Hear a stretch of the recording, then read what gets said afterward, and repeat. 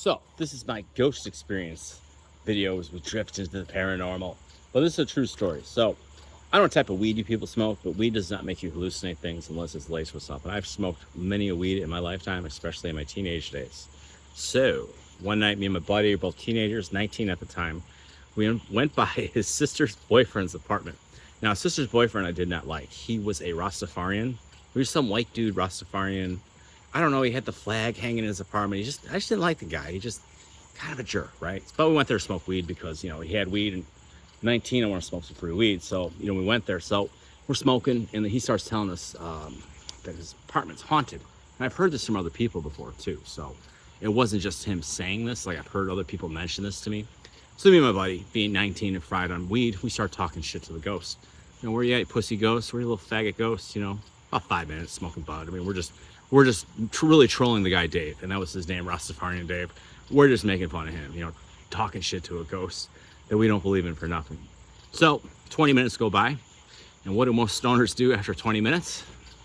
They go sit down and they watch TV.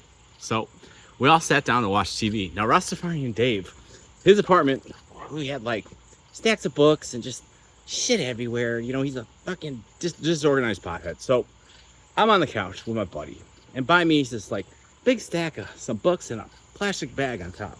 I'm just here chilling, dude. I don't even know what I'm watching. I do not remember for at all what I'm watching. I just remember being nice, peaceful, chilled, total good vibes. I'm stoned as hell. Next thing I know, that plastic bag went boom, fucking like that, right? Big ass pop. I see the bag move. I literally jump up from my seat. I fly from my seat, dude, till it flipped me out because it was such a loud bang.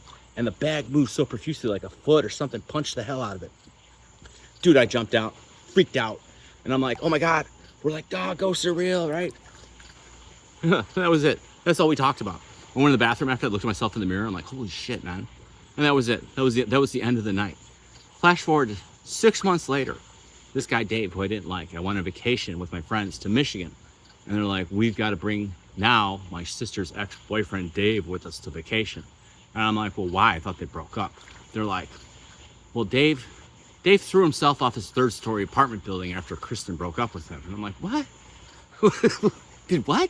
Right? So Dave's depressed. I'm like, yeah, I'd say so. He jumped off a third-story building for this girl, Kristen, who really is not that special. So, but they felt pity for this man, so they brought this guy with on vacation.